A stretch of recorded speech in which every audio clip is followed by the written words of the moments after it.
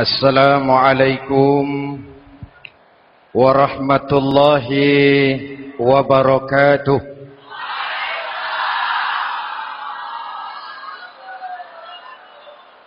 Alhamdulillahi rabbil alamin. Wassalatu wassalamu ala asyrafil mursalin Sayyidina wa maulana Muhammadin wa ala alihi wa sahbihi ajma'in, amma ba'du.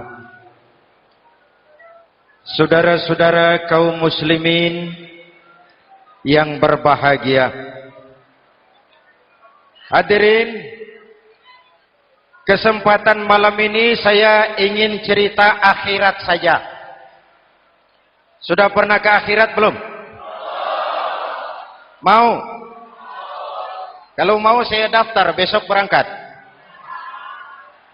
Salah satu rukun iman yang 6, percaya kepada adanya akhirat. Satu saat alam ini akan hancur sehancur-hancurnya. Bumi, gempa, gunung meletus, air laut tumpah ke darat. Planet-planet bertabrakan, halilintar menyambar, angin topan bertiup. Semua yang bernama hidup mati, itu kiamat. Lalu kita akan dibangkitkan di padang mahsyar, dibangkitkan dari kubur kita masing-masing. Dan subhanallah, pada saat bangkit dari kubur itu, keadaan muka kita ini menurut satu riwayat berubah menurut amalan kita masing-masing. Jangan heran nanti ada yang dibangkitkan dari kuburnya itu mukanya berubah jadi muka tikus. Hebat sekali, badannya badan manusia, tangannya tangan manusia, mukanya muka tikus. Sebab apa? Sebab waktu di dunia amalannya amalan tikus. Apa amalan tikus itu? Suka menggeragoti barang yang disimpan rapi-rapi.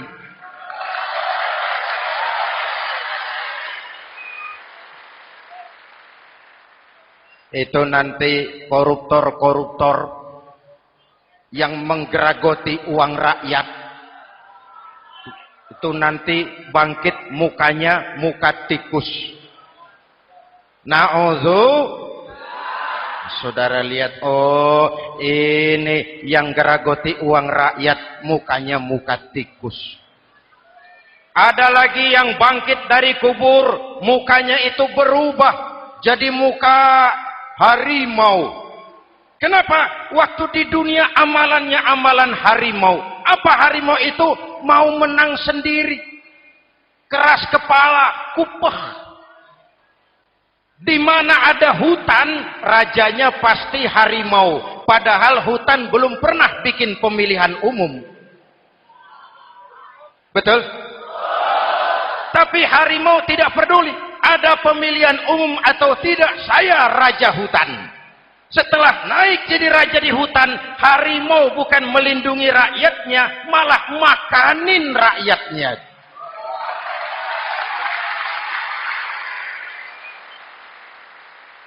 Orang-orang yang mau benar sendiri.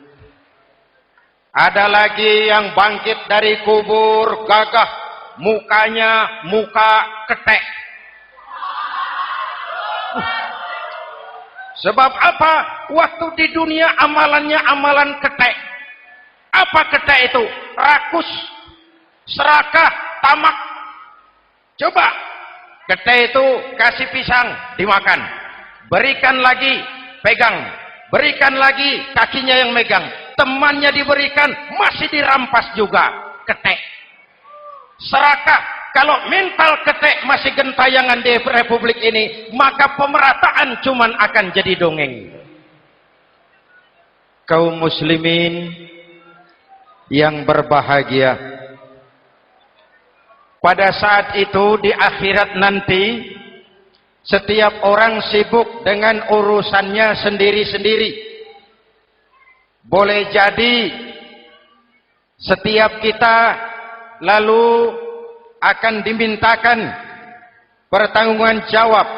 Boleh jadi orang tua tidak sempat lagi mengingat anaknya, saudara tidak lagi sempat memikirkan saudaranya. Tiap orang akan dimintakan pertanggungjawaban jawab. Dalam kondisi seperti itu, Rasulullah mengajarkan sab'atun yudhilluhumullahu yawma la dhilla illa zilluh. Ada 7 golongan manusia yang di akhirat nanti akan langsung mendapat perlindungan dari Allah Subhanahu wa taala. Orang lain sibuk, dia tenang. Orang lain resah dan gelisah, dia ayem. Kenapa? Mendapat perlindungan dari Allah. Sebab ketika di dunia ia memberikan perlindungan kepada orang banyak. Siapa mereka? Mudah-mudahan kita termasuk salah satu di dalamnya. Mencari perlindungan Allah lebih-lebih dalam situasi sekarang ini. Pertama, imamun adil yang akan mendapat perlindungan langsung dari Allah adalah pemimpin yang adil. Sebab apa? Pemimpin yang adil melindungi banyak rakyat, maka pantas di akhirat dilindungi oleh Allah Subhanahu. Kita ini kan zon politikan. Kita ini makhluk yang tidak mungkin hidup sendiri-sendiri. Untuk melaksanakan hajat bersama, kita memerlukan pemimpin. Memilih pemimpin itu tidak sulit. Dalam fikih, ketika sholat, itu dijelaskan bagaimana cara memilih imam. Siapa yang diangkat jadi imam? Pertama, a'lamuhum. Orang yang paling alim di kampungmu siapa? Angkat jadi imam. Yang paling alim, paling menguasai persoalan, sehingga bisa membawa bangsa keluar dari kesulitan. Pemimpin yang bisa menyelesaikan masalah, bukan yang menimbulkan masalah. Yang kedua, syab nasya'a fi ibadatillah. Anak muda yang tekun beribadah kepada Allah. Amin. Remaja adalah masa depan kita semua. Akan bagaimana Republik Indonesia, bahkan akan bagaimana Islam di Republik Indonesia 20, 30, 40 tahun yang akan datang, anak-anak kita jawabannya. Jelas? Maka menghancurkan Islam tidak usah menyegel masjid, tidak usah menutup pesantren, tidak perlu melarang pengajian. Cukup dengan meracuni remaja dan pemuda Islam, menjauhkan mereka dari agama dan ulama.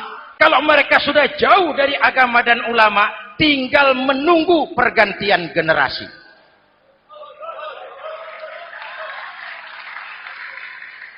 Maaf. Maka mengalirlah free love, free sex, samen liben, hidup bersama di luar nikah alias kumpul. Ya sama saja, kumpul kebo, kumpul embek itu sama. Hadirin yang saya hormati, kalau sudah hancur tinggal menunggu pergantian generasi. Oleh karena itu, adik-adik saya, para remaja, para pemuda, kalian harapan kami semua. Di pundak kalian kami pertaruhkan hari depan bangsa dan negara ini. Hidup cuma putaran menunggu giliran. Ada saat datang, ada waktu pergi, ada hari lahir, ada saat kembali, ada hari dilantik, ada saat untuk menyerahkan jabatan. Hidup cuma sekadar menunggu giliran. Karena itu kepada kalian saya ingatkan satu ucapan orang bijak. Hai anak muda, berpikirlah kau di waktu pagi, bekerjalah di waktu siang, makanlah di waktu sore, dan tidurlah di waktu malam. Berpikir di waktu pagi, belajar mumpung masih muda. Bekerjalah di waktu siang, amalkan ilmu itu setelah dewasa. Makanlah di waktu sore, hari tua tinggal menikmati hasilnya. Tidurlah di waktu malam, matilah dengan tenang. Kalau pagi kau tidak berpikir, nanti siang kau tidak akan bisa bekerja. Kalau siang tidak kerja, nanti sore mau makan apa? Kalau sore tidak makan, alamat malam enggak bisa tidur.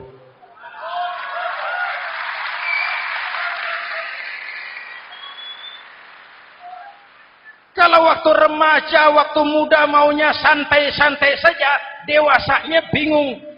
Kalau dewasanya bingung, hari tua terlunta-lunta. Kalau hari tua terlunta-lunta, matinya menteleng. Maka lebih baik makan singkong betulan daripada makan roti mimpi. Ayo, makan singkong betulan, makan roti mimpi, lebih bagus mana? Lebih bagus makan roti betulan. Kalau perlu, lebih baik sekolah sambil dagang koran, sekolah sambil parkir mobil, sekolah sambil semir sepatu, daripada petatang peteteng tanpa prospek hari depan yang ada artinya.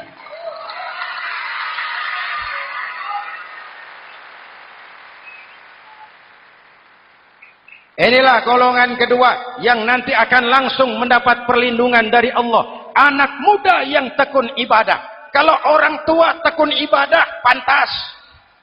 Orang tua rajin ibadah, tidak istimewa. Masya Allah Pak, itu orang tahajudnya hebat, wirid yasinnya mantap, puasanya luar biasa, zikirnya mantap. Umurnya berapa? 70. Wajar. Lalarwi sanjo. Sudah larut senja. Kalau 70 masih jadi preman, kapan taubatnya? Tapi kalau ada anak muda, darahnya masih mengalir dengan panas, keinginannya masih sejuta khayal, dia bisa salurkan di jalan Allah, itu amat disukai Allah, dan itu akan mendapat perlindungan langsung dari Allah Subhanahu. Hadirin kaum muslimin di seluruh tanah air yang saya cintai. Sekarang kita sampai kepada golongan ketiga yang nanti dinaungi Allah. Itu siapa? Rajulun qalbuhu mu'allaqun bil masajid. Seseorang yang hatinya selalu terpaut kepada masjid. Masjid memang tempat melaksanakan sholat, tapi lebih dari itu dia adalah pusat kegiatan umat. Umat Islam dengan masjid seperti ikan dengan air, tidak boleh berpisah. Sehingga ada hadis qudsi mengajarkan, inna buyuti fil ardil masajid wa inna zuwari fiha ummaruha. Rumahku di permukaan bumi adalah masjid. Orang-orang yang memakmurkan masjid adalah tamuku. Dari masjidlah terpancar semangat silaturahmi. Dan itu yang sangat kita perlukan sekarang. Di tengah-tengah kerentanan kita sebagai bangsa, masjid harus jadi lem perekat. Di sini siapapun yang datang mengucapkan Assalamualaikum. Betul? Menebarkan salam. Menebarkan rasa damai.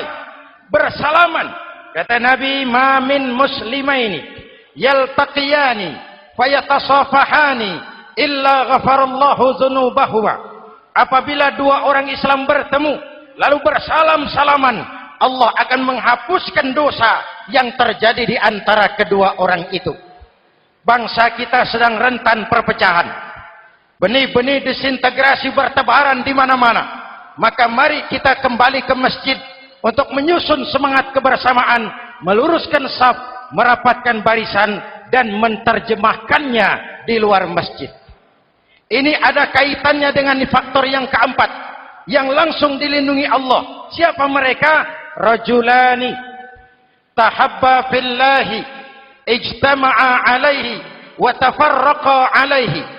Dua orang yang bersaudara, bertemu karena Allah, berpisah karena Allah. Itu akan dilindungi langsung oleh Allah di hari akhirat nanti. Dua orang bersaudara, bertemu karena Allah, berpisah pun juga karena Allah.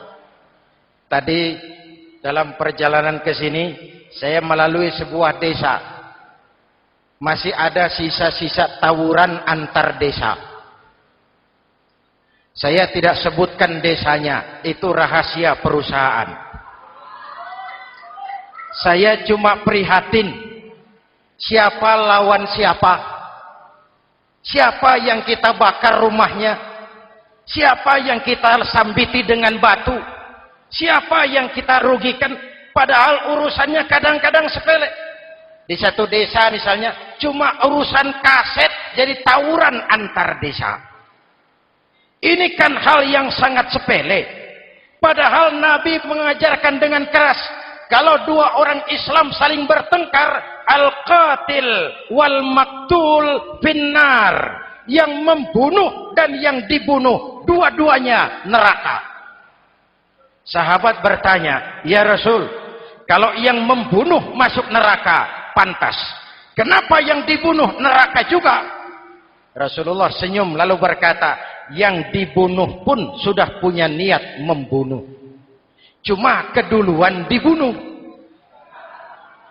Andai kata tidak dibunuh, dia yang akan membunuh. Mari kita renungkan, kenapa sebagai bangsa kita seperti tercabut dari akar budaya kita. Kita jadi beringas, kita jadi brutal untuk hal yang sepele. Yang satu teriak Allahu Akbar, yang lain teriak Allahu Akbar. Siapa lawan siapa? Dulu Bung Tomo teriak Allahu Akbar, musuhnya londo. Sayyidina Hamzah, Khalid bin Walid teriak Allahu Akbar, yang dilawan kafir, Abu Jahal, Abu Lahab, Abu Sufyan. Sekarang si Ali lawan si Hasan, Hasan Allahu Akbar, Ali Allahu Akbar. Siapa lawan siapa?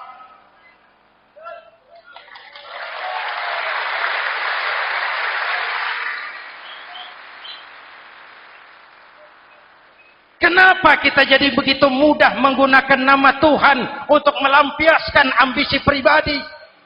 Kenapa Allahu Akbar yang begitu sakral kita lepas cuma untuk pelampiasan sebuah dendam? Dua orang yang bersaudara bertemu karena Allah, berpisah karena Allah. Itu ukurannya. Kau di jalan Allah, kau saudaraku. Keluar dari jalan Allah, selesai persaudaraan sampai di sini.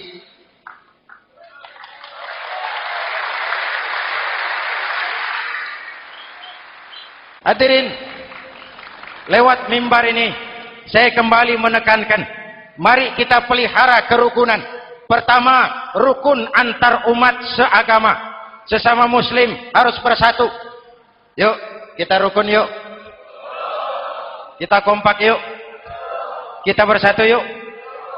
Sesama muslim, kaos boleh berbeda, boleh. Jaket boleh tidak sama, silakan.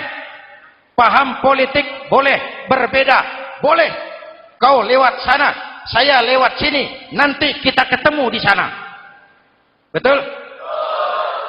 Mari lapang dada menerima perbedaan, tetapi mengarah kepada satu tujuan yang sama. Walaupun bineka, kita ini tunggal. Seperti dilatih di masjid ini. Dua orang yang bersaudara bertemu karena Allah, berpisah karena Allah. Hati-hati, di masyarakat sekarang ini kan lebih banyak tukang kompor daripada tukang lem. Tahu tukang kompor? Hangati sana, panasi sini, bakar sana, sulut sini. Terbakar kita, dia lari tepuk tangan. Udah capek kita rakyat diobok-obok. Udah capek kita rakyat dialamatkan, dijadikan adres. Semua kalau pidato demi rakyat, untuk rakyat, buat rakyat, padahal nggak pernah kenal sama rakyat. Kita cuma jadi alamat. Mari kita kokohkan akar kebersamaan. Kita sama-sama anak Ibu Pertiwi. Di negeri ini kita dilahirkan. Air negeri ini yang kita minum. Udara negeri ini yang kita hirup. Kalian remaja, kalian pemuda, lebih bertanggung jawab karena kalian anak Ibu Pertiwi. Hadirin yang saya hormati, maka tetaplah jaga semangat kebersamaan. Ini yang keempat. Yang kelima, rajulun Zakarallaha khalian fafadat ainahu. Seseorang yang mengingat Allah dalam kesunyian lalu berlinang air matanya.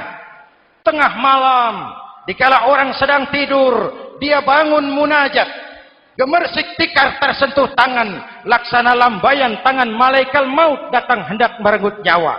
Terbayang dosa yang pernah dia kerjakan, air mata berurai membasahi pipi tanpa terasa. Orang yang munajat semacam itu nanti langsung mendapat perlindungan dari Allah Subhanahu.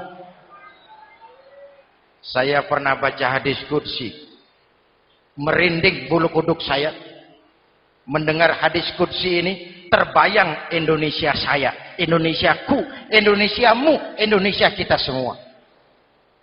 Apa kata Allah dalam hadis qudsi? Inni la ahammu bi'azabi ibadi. Kadang-kadang aku muak melihat tingkah laku manusia. Aku kepengen turunkan azab. Kalau azab turun di bumi, kita sudah merasakan banjir di mana-mana. Manado banjir, Sumatera Barat banjir, Jambi banjir, Bengkulu, tanah longsor di Purworejo, Cilacap banjir, Sukabumi gempa, Pandeglang gempa, ekonomi terpuruk, antar kampung tawuran, antar elit di atas tawuran.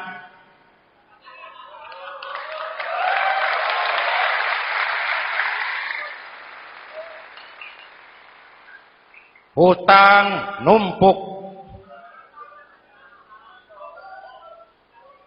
40% APBN kita ini sekarang cuma untuk bayar hutang. Itu pun dengan asumsi dolar 7.000, 9.000, artinya sekitar 50% APBN kita untuk bayar hutang. Untungnya sekarang ini yang agak menolong, harga minyak membaik di pasaran internasional. Hadirin yang saya hormati, ini lagi ngomong apa saya sih? Aku pengen turunkan azab, tetapi kata Allah, ketika aku melihat orang-orang tua yang sujud di keheningan malam, bayi-bayi tanpa dosa masih menyujud.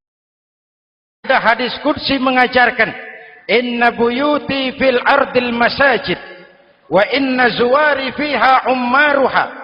Rumahku di permukaan bumi adalah masjid. Orang-orang yang memakmurkan masjid adalah tamuku.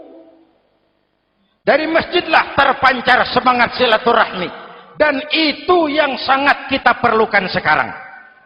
Di tengah-tengah kerentanan kita sebagai bangsa, masjid harus jadi lem perekat. Di sini siapapun yang datang mengucapkan assalamualaikum. Betul?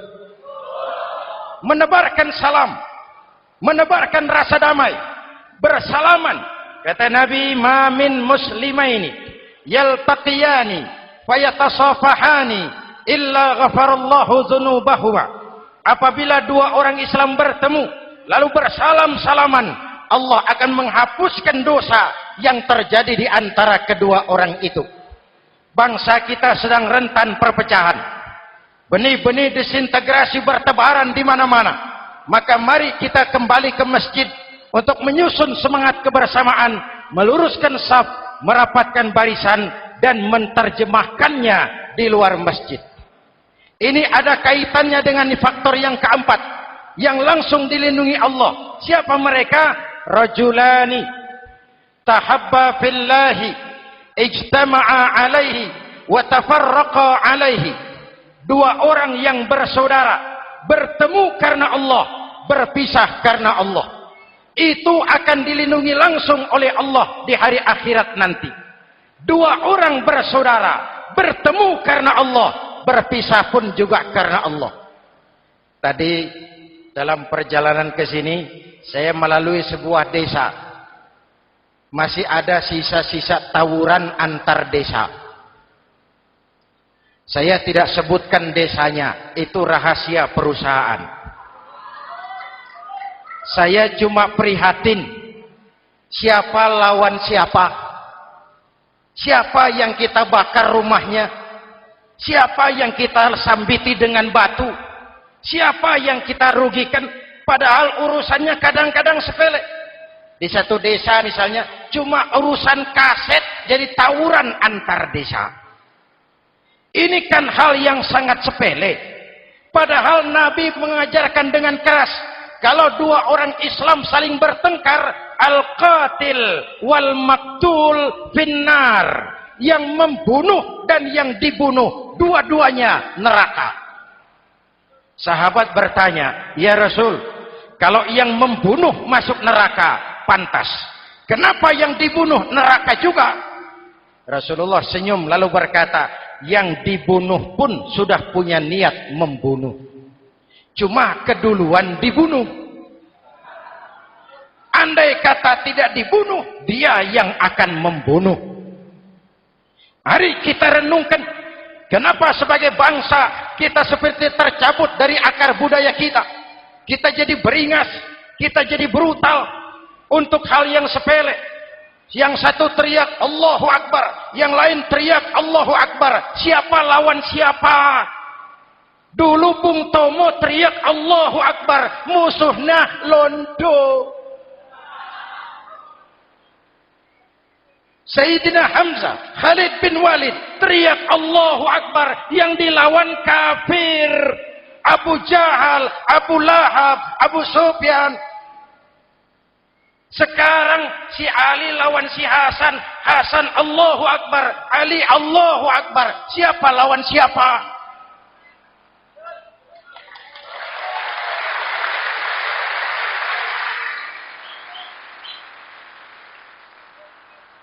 Kenapa kita jadi begitu mudah menggunakan nama Tuhan untuk melampiaskan ambisi pribadi?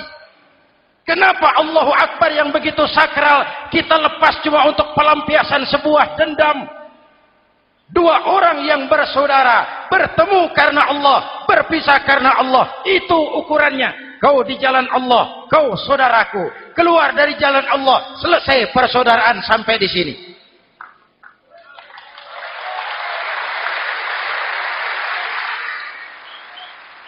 Hadirin, lewat mimbar ini saya kembali menekankan, mari kita pelihara kerukunan. Pertama, rukun antar umat seagama. Sesama muslim harus bersatu. Yuk, kita rukun yuk. Kita kompak yuk. Kita bersatu yuk. Sesama muslim, kaos boleh berbeda, boleh. Jaket boleh tidak sama, silakan. Paham politik boleh berbeda, boleh. Kau lewat sana, saya lewat sini, nanti kita ketemu di sana. Betul? Mari lapang dada menerima perbedaan, tetapi mengarah kepada satu tujuan yang sama. Walaupun bineka, kita ini tunggal.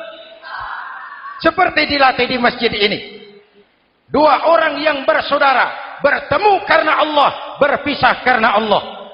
Hati-hati, di masyarakat sekarang ini kan lebih banyak tukang kompor daripada tukang lem. Tahu tukang kompor? Hangati sana, panasi sini, bakar sana, sulut sini. Terbakar kita, dia lari tepuk tangan. Udah capek kita rakyat diobok-obok. Udah capek kita rakyat dialamatkan, dijadikan address. Semua kalau pidato demi rakyat, untuk rakyat, buat rakyat, padahal nggak pernah kenal sama rakyat. Kita cuma jadi alamat. Mari kita kokohkan akar kebersamaan. Kita sama-sama anak Ibu Pertiwi. Di negeri ini kita dilahirkan. Air negeri ini yang kita minum. Udara negeri ini yang kita hirup. Kalian remaja, kalian pemuda, lebih bertanggung jawab karena kalian anak Ibu Pertiwi. Hadirin yang saya hormati, maka tetaplah jaga semangat kebersamaan. Ini yang keempat. Yang kelima, rajulun zakarallaha khalian fafadat ainahu. Seseorang yang mengingat Allah dalam kesunyian lalu berlinang air matanya. Tengah malam Dikala orang sedang tidur, dia bangun munajat.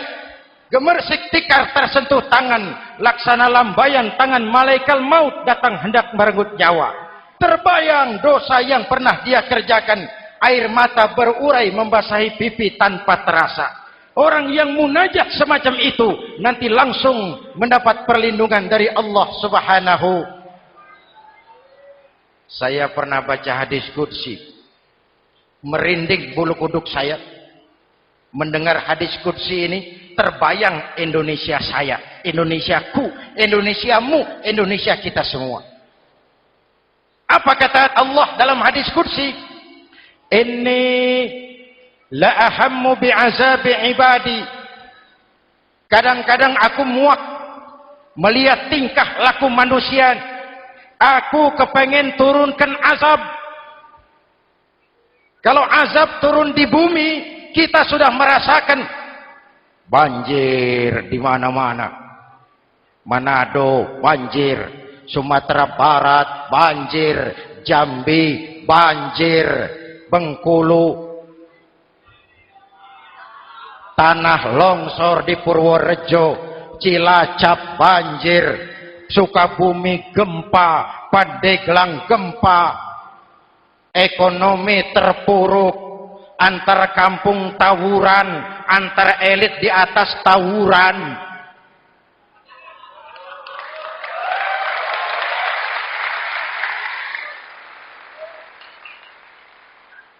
Hutang numpuk.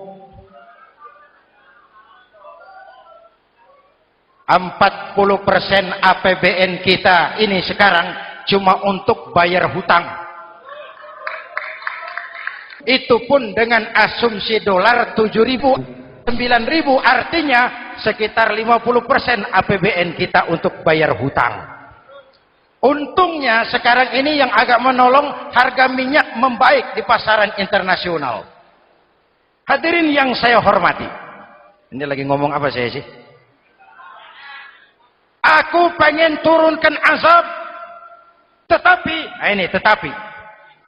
kata Allah, ketika aku melihat orang-orang tua yang sujud di keheningan malam, bayi-bayi tanpa dosa masih menyusu, binatang ternak melata mencari makan, murkaku surut, azab aku tarik kembali. Ayo renungkan hadis ini. Allah mau marah nggak jadi, azab ditarik, kesulitan diangkat, pertolongan datang, ada yang meredam murka Allah. Allah mau marah nggak jadi. Kenapa? Orang-orang tua yang tengah malam sujud sambil berlinang air mata, itu yang meredam murka Allah. Yang ikhlas menangis kepada Allah, bukan menangis berdasarkan pesanan. Ini kan sekarang apa yang nggak bisa dipesan? Istighosah pesanan, demo pesanan, 10.000 berangkat. Ngerti apa enggak urusan soal lain.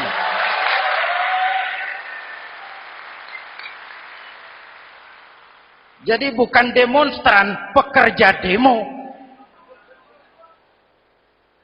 Orang tua yang ikhlas nangis kepada Allah di keheningan malam, kita hutang jasa kepada orang-orang tua yang ikhlas seperti itu. Itu yang menjaga keselamatan bangsa. Allah mau murka enggak jadi, sepanjang masih banyak orang-orang tua yang sujud di tengah malam. Amin. Yang kedua, bayi tanpa dosa masih menyusu. Tanpa dosa, binatang melata mencari makan. Sekarang bagaimana kesulitan, gak mau panjang, mengamalkan hadisnya terbalik. Yang disuruh itu orang tua tengah malam sujud, bayi tanpa dosa nyusu. Sekarang ini orang tua tengah malam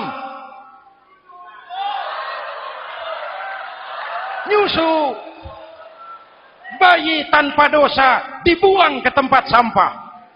Akibat pergaulan bebas, bayi tanpa dosa dibuang ke tempat sampah. Orang tua tengah malam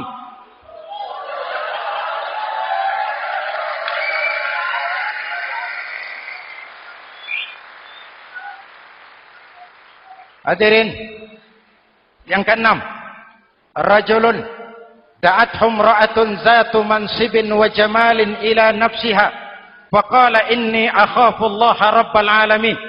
Orang yang bermoral dibujuk rayu oleh perempuan cantik, lalu dia berkata, maaf, saya takut kepada Allah. Orang bermoral yang merasakan kehadiran Allah dekat dalam hidup. Umpama waktu puasa, saudara sholat zuhur. Sebelum sholat, saudara berwudu. Ketika berkemur, saudara korupsi. Sedikit airnya saudara minum. Jangankan polisi, teman wudu sebelah pun tidak tahu kalau waktu berkemur saudara korupsi. Kenapa kita tidak mau melakukan? Ada rasa malu kepada Allah. Ini yang perlu kita tumbuh kembangkan, rasa malu kepada Allah Subhanahu wa taala. Yang ketujuh, rajulun tasaddaqa bi shadaqatin fa akhfaha. Orang yang bersedekah lalu disembunyikan sehingga tangan kiri tidak tahu apa yang diberikan oleh tangan kanan. Orang yang punya kepedulian tinggi tetapi ikhlas menolong yatim, membantu sesama dalam rangka menegakkan masyarakat yang adil dan makmur. Mari kita mohon kepada Allah, semoga kita semua senantiasa dalam perlindungannya di dunia ini dan lebih-lebih di akhirat nanti.